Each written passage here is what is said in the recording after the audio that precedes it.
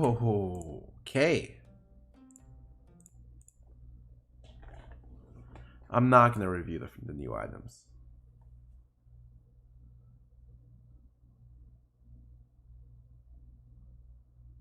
Okay.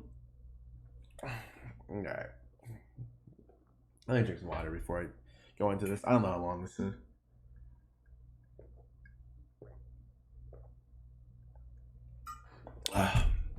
Alright. Ladies and gentlemen, welcome back to one of my patch note rundowns for TFT, patch 9.17. Usually before patch notes, I talk about what I think about the meta, and this meta, last two patches have been pretty infested with nobles, the very top end. Kind of sick of them. I hope they get all big nerfs because I don't think a synergy with the strong early game should also have the ultimate late game fantasy. Like that feels really counterintuitive for game balance reasons. So I'm hoping that gets nerfed. On top of that, I generally think that there's a couple problems with the game, but a lot of it's just covered up by the fact that nobles exist. I'm probably not going to talk more about like the actual general state of the game. Rather, I'll just talk more about synergy and like in-game balance than anything else.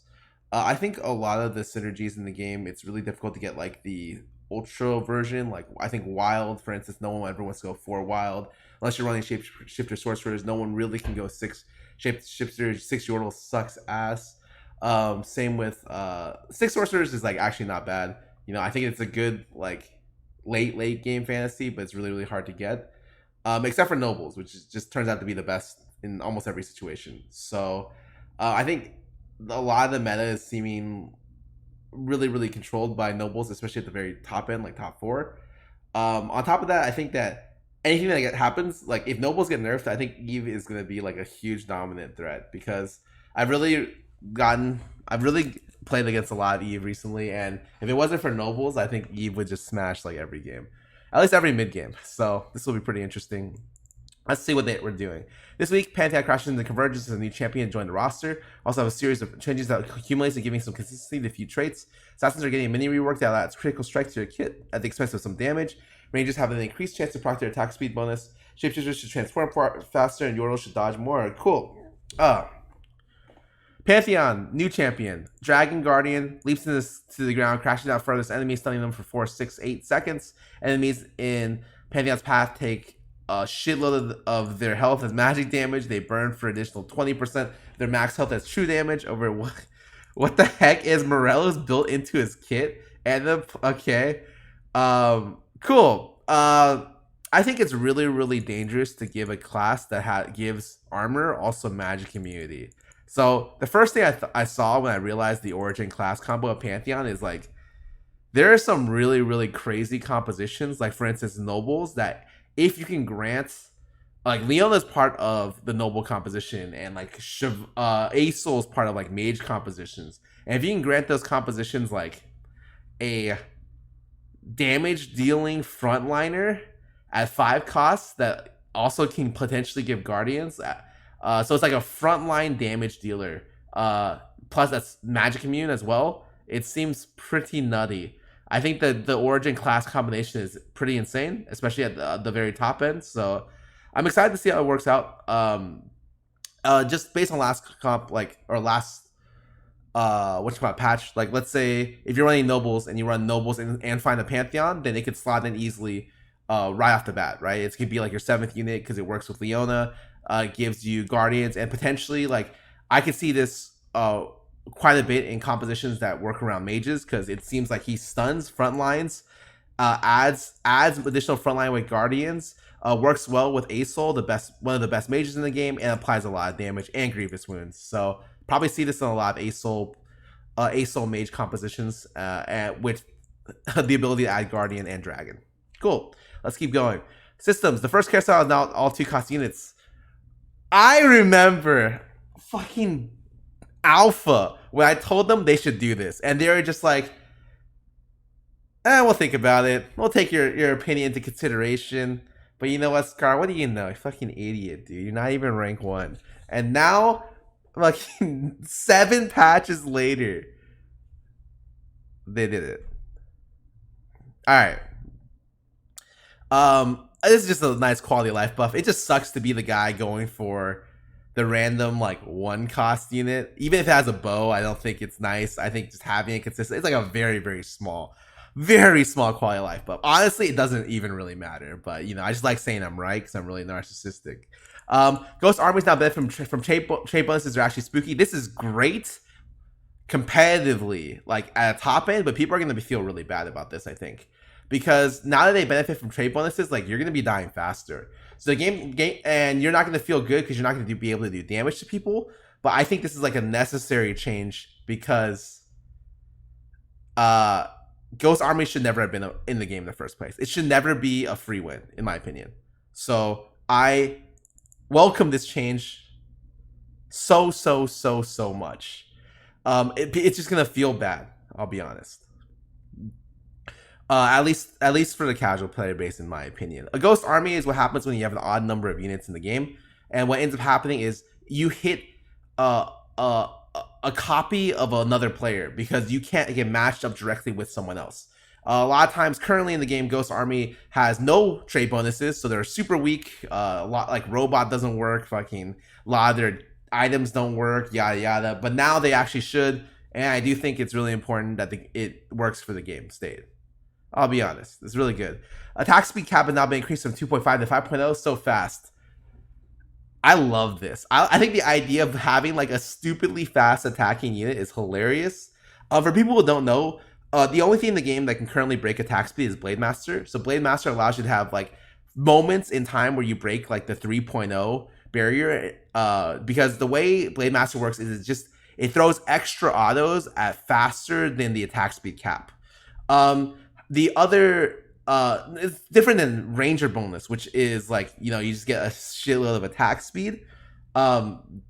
This is actually a direct buff to Rangers, by the way, because especially when you have like Rage Blade on Rangers, you'll be able to hit like that 5.0 attack speed cap. Because what Ranger bonus does is it just chain guns your auto attacks. Like you just auto so fucking fast with Rage Blade, and or just normally, and you hit the attack speed cap instantly.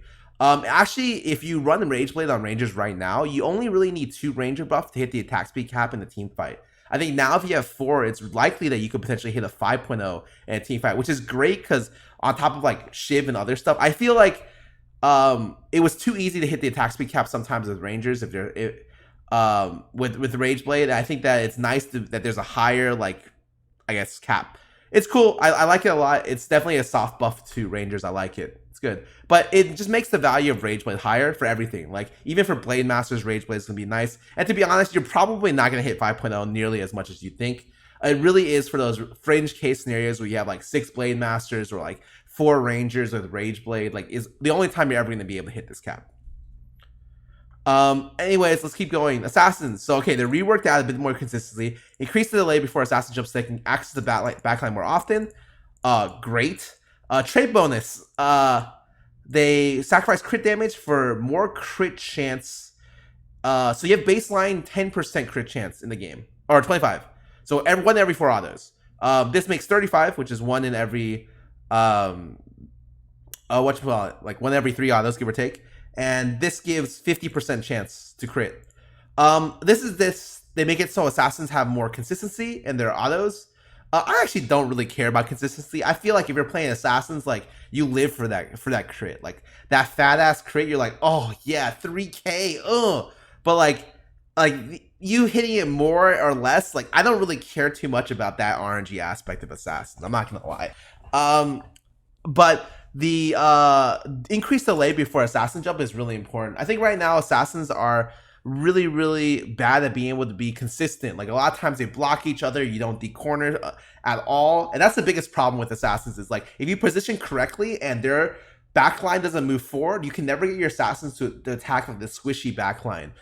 If this really does work out, like, I don't even care about these two. They could just delete these from the game or from the patch notes, but this is the big one, and I really do hope that assassin consistency is better. In my opinion, it's really just like, it's to say a lot that 3 assassin compositions are seeing a lot more play than 6 assassin compositions, and a large part of the reason why is not only are other units better, but also just like you're able to get a consistent performance from 3 assassins, whereas 6 assassins you'll have like your random pike stuck in, your Rengar gets trapped, your Zed just starts like getting stuck as well. Like it just feels really bad.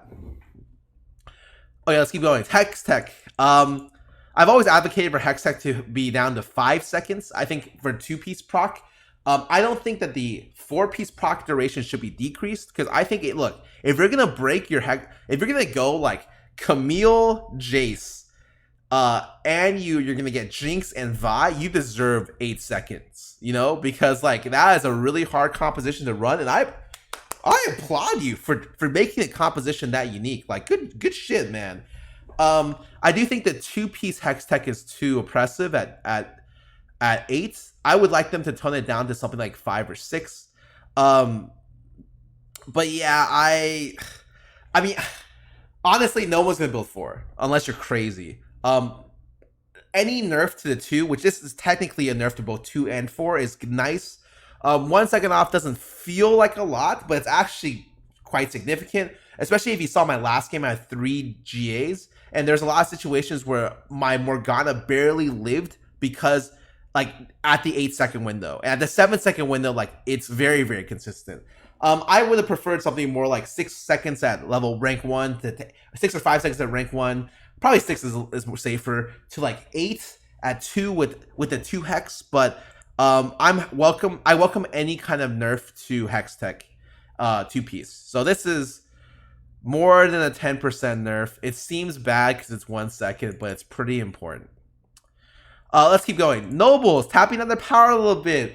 Okay, this buff is stupid. Why is Nobles one of the best early game buffs, and why is it one of the best late game buffs? Look, I get it. Like, the biggest problem with this game is there's not counterplay to synergies with other synergies. Most of the counterplays to synergies are built through items.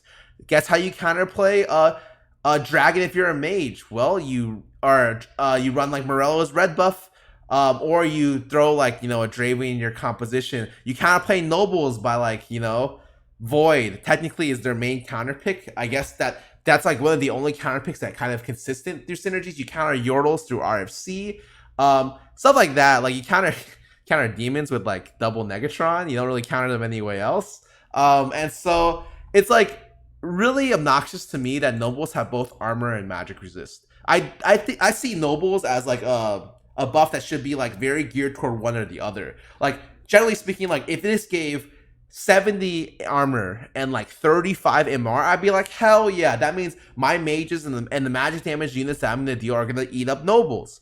But and you want to be building Nobles into stuff like Gunslinger comps, Draven comps would feel pretty good. Maybe Ranger comps as well would feel pretty good. You know, I think that seems good. But having it be an overall buff just seems like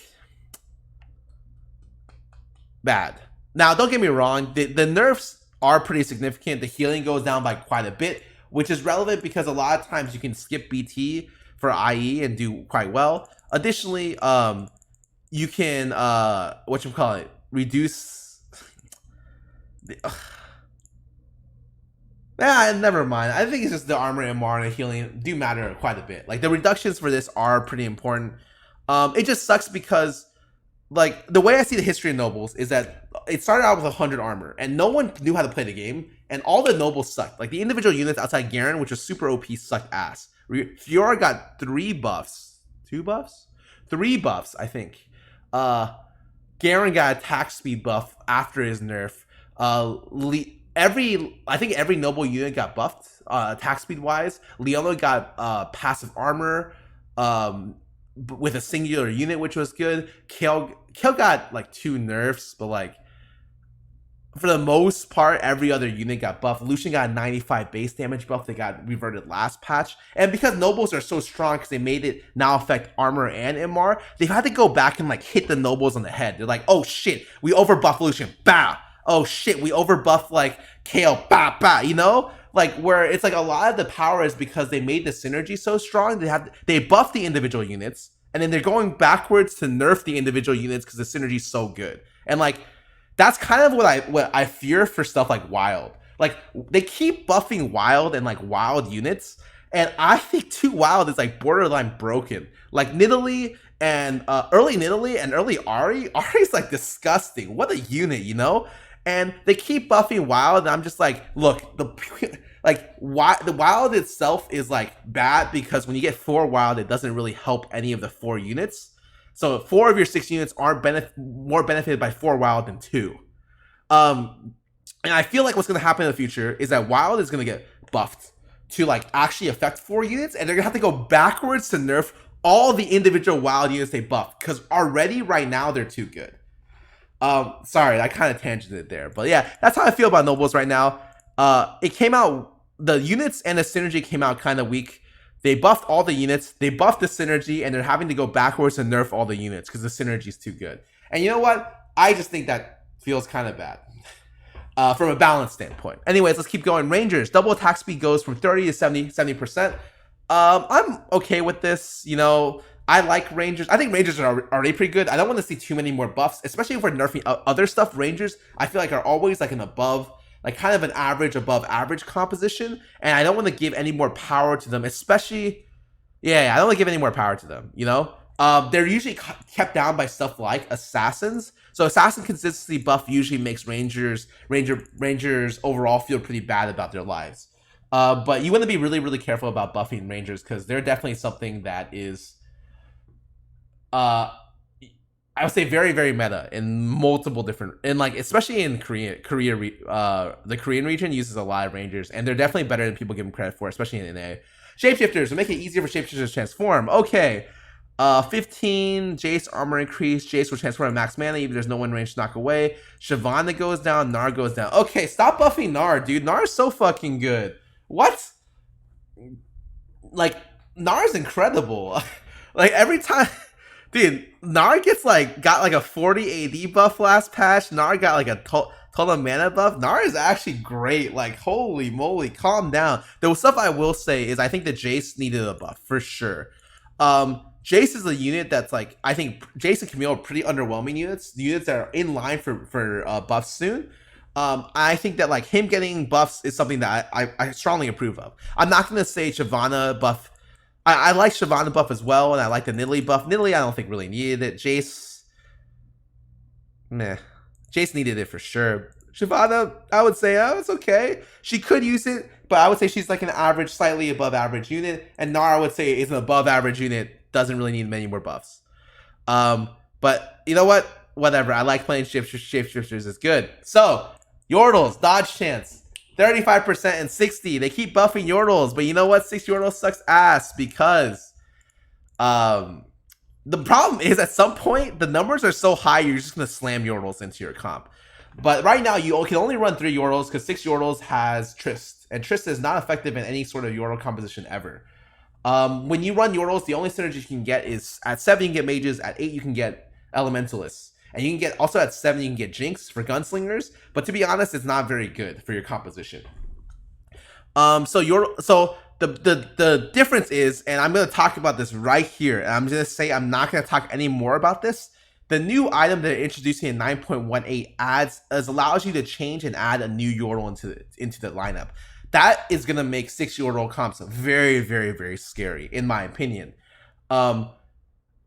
Until we get there, let's not talk too much about it. And I'm not going to go over the new items because I feel like the context of the new items will matter a lot depending on what's changing for 9.18. And you kind of see what's changing for 9.17. They're adding a new unit. They increased the cap speed. Ghost armies are changing. Assassins got reworked. Nobles got power. Like big patches have big changes. And I don't want to take the changes out of context this early into the cycle. It's 2 weeks away.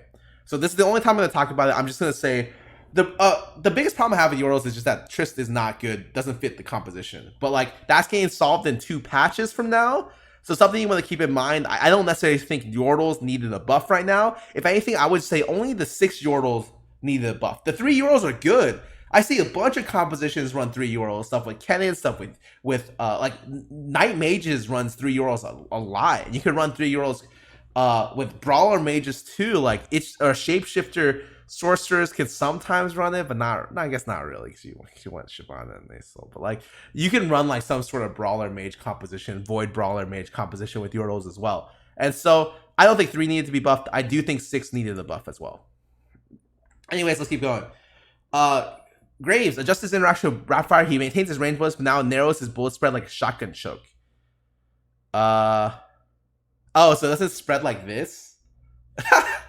That kind of sucks. I think it's funny watching Graves like spread out his buckshot like incredibly wide. I actually think that's. I don't necessarily know if that's a buff or nerf.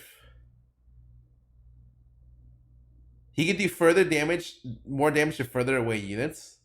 I have not personally used rapid fire on Graves.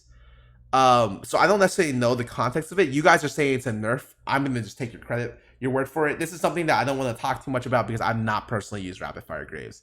So for me, I don't know exactly what it is.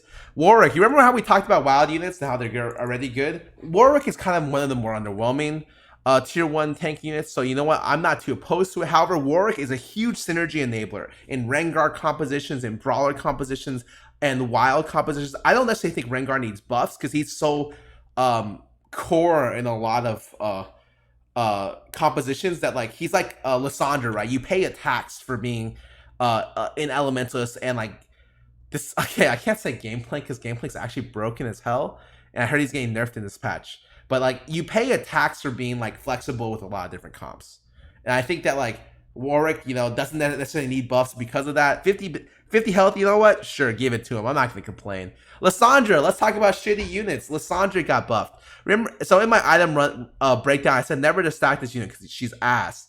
And so they buffed her last patch, and I said that doesn't matter because the buff, like no one's gonna use her anyways. And they buffed her again here, and it's actually quite significant here. So what they ended up buffing was they ended up giving her 50 more health, which is great, really good. Almost 10% right there. They gave her more. Their mana actually is a nerf if you're stacking Shojins, but I don't think anyone in the right mind is stacking Shojins on Lissandra right now over Brand. It's a buff for Archangels, so like if you're going Archangels oriented or tier oriented buffs to get the first ulti off, it's good. The ability damage also got buffed to I would say decent level. I'm kind of willing to give Lissandra a shot right now. Like if I get an early Lissandra and put like Archangels on her, like will it be good? I don't know. The one problem I have with Lissandra is under 50% health, she always ults herself and she doesn't heal. So I get pissed off at that. I wish that like it would heal her when she ultied herself, or just targeted like, you know, the priority fucking Draven as opposed to ulting herself next time. I really don't like the self ulti. Even as a frontline disengage, it's like it feels pretty bad. But yeah, I actually think the ability damage is decent now. Like definitely like they buffed it twice. I think the second time at 325 at level 2, you know, I could see a world where I use Lissandra. Do I see a world where I go Lissandra 2 or Lissandra 3?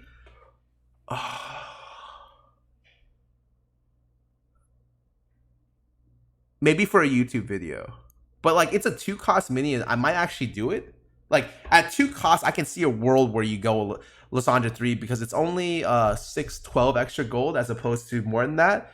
I think the buffs helped her out quite a bit here, and she's actually maybe going to be a stackable unit if you get her early. I'm more than willing to experiment with her because generally speaking, you sell Lissandra for like the Brand, Kennen, Anivia later. So like if you can keep Anivia items on Lissandra and not feel bad about it, you're gonna be happy with these. Cause like she doesn't need to be like super godlike hyper carry mode. She just needs to be good enough that if you get an early Lissandra 2, you can keep the stuff on her until your Anivia or your Brand comes in, and then you could sell her later. Like I think that's kind of where the point at where she's at right now. Okay, let's keep going. Relentless Pursuit second shot now scales with Lucian's attack speed. Actually, Lucian buff. I think it should mean that he whiffs a lot less of the second shot because it's a little bit slow. And if he whiffs, whiffs the second shot, doesn't proc Ludin, so it kind of does matter. I'm all for it. Sure, Lucian got a pretty big nerf last patch, and Nobles got nerfed here. I don't really care. It's just a quality of life buff. Nice. Gameplay. This unit's broken. Mainly because he's broken with red buff and GA. So, and he's really flexible in a lot of different compositions. So he should get attacks because he's super flexible. 50 base damage nerf, 75 base damage nerf. Well deserved. Sorry, buddy. You need to get hit pretty hard on the over the head. Our Leona, thank God they're nerfing her stun duration. They only nerfed it by 1 second though. I'm surprised she gets the luxury. You know what? I thought they were gonna go do something like 469. But they did. Okay, you know, yeah, it's still gonna feel bad getting hit with it. But I welcome any duration nerf by Leona. Leona's kind of nutty right now. I'm not gonna lie. I'm happy for any buffs. Whatever, you know. Nobles just got shit on. Gameplan got shit on. Leona got shit on. So like, you know what? I am okay with hitting her a little bit less hard. I'm okay with that. 12% reduction, we're okay with that. Healing effects are tuned to grievous wounds, completely turning off. Since reducing grievous wounds effects will also reduce the effectiveness of all the healing effects to keep them from being too strong. Okay. Grievous wounds healing goes down by 20%. So it's not 100% healing reduction. That's great. The BT Thirster goes down by 10%. Okay. The Hextech healing goes down by, that's 20%. Like this is 20% overall effectiveness. I think this is about 20% overall effectiveness as well.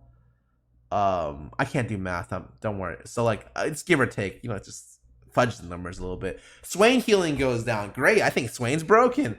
Redemption healing goes down. Great. As long as this is in the game, I'm happy because I don't think healing reduction should be full. Just like having the dragon synergy at full 100% magic reduction was kind of bullshit. So I think this is a great change to the game. 2 thumbs up. Let's keep going. Hextech fixed the disable edge, fixed a bunch of random stuff. This is the most important one, I think. These two, Hextech not enabling Ionic after its effect really sucked ass.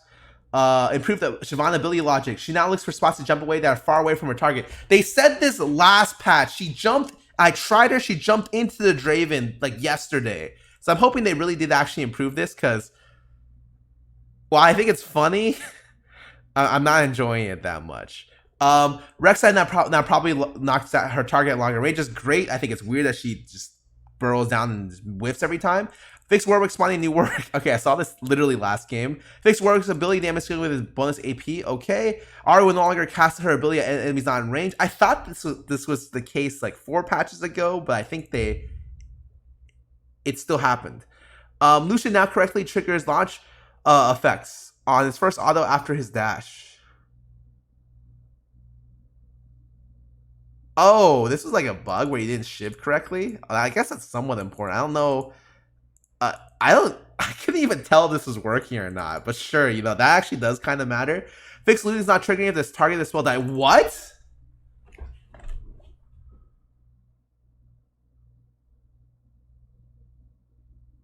That's actually pretty big. There's a lot of situations where the Lucian's second shot goes off, and the unit dies, and the Luden's doesn't proc. This happened a lot more than you. This happened a lot more than you would expect. So yeah, Luden's Lucian buff. Yeah, it happens. Trust me, it happens more than you would expect, and it pisses me off when it happens. Fix Viol sometimes chain hitting the same. Oh, if you put your Vi in the top left right now, it auto kills one of the Krugs. By the way, at the PV round. But I think that was a bug exploit. I did it a couple times, so I hope I don't get banned. Little legends that get inside the initial strap are now booted out. Okay, great. This is a bug from a long time ago. You can now mute players through the scoreboard. Nice. Visual effects to add your win streak on the scoreboard. Nice. That's nice. It's nice to see people's win streaks. I like that a lot. Okay, overall, let's talk about the patch. Healing change, fucking fantastic. Great job. What should we call it? Ghost armies benefit from your traits. Great job.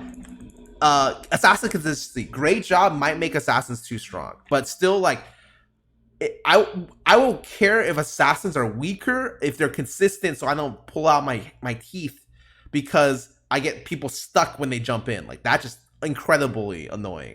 Hextech nerf, kind of wish it was 1 second more. 7 seconds, we'll deal with it. Noble nerf, thank God. Honestly, they're still going to be good. But are they going to be top 2 in top 4 good? No, they're probably going to be 1 in top 4 good. Or if it might go down from 3 to 2 or 2 to 1. And you know what? I'm okay with that. I am happy enough that the nerf seems big enough that you're gonna get something for that. Rangers buffs, good, but be a little bit careful about Rangers. They're pretty decent. Shapeshifter buff, good, except for I don't think Gnar needed a buff, but overall good. Yordles, 3 Yordles got buffed. 3 Yordles are already really good. 6 Yordles you're never gonna play anyways. Lissandra buffs, nice. She can hold items for your Anivia. I might try stacking Lissandra. Gameplay nerf, great. Leona nerf, great. I'm surprised they didn't buff individual units, so I was expecting a Jace buff, expecting a Camille buff here. I think Camille's pretty trash, and Jace is pretty bad too. But that didn't really happen. I would say be very careful of Eve this patch. Eve 2 with GA is going to ruin your life. GA or Gunblade. They did nothing for demons, and they made it so, in my opinion, Eve 2 is going to be a monster. Because she already did really well in the meta. Technically, Noble should do well against Eve. And so, get ready for a lot of Eve 2s, in my opinion. Oh, the way to beat Eve 2, by the way, is put a Dragon's Claw on the unit she jumps on, and then she doesn't get to play the game. So if you guys are struggling with Eve, just Dragon's Claw your backline, and you just win for free. I'll give you that tip for free because I'm a nice ass dude. Anyways, I think I'm good. Remember, additional reminder: we're not talking about new items till 9.18 comes out. I don't want to talk about the new items outside the context of the patch because maybe the patch has something that directly like changes up what those items will do.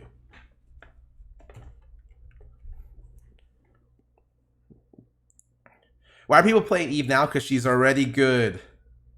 Look at this unit right here. I sold my Eve. Never mind. Whew.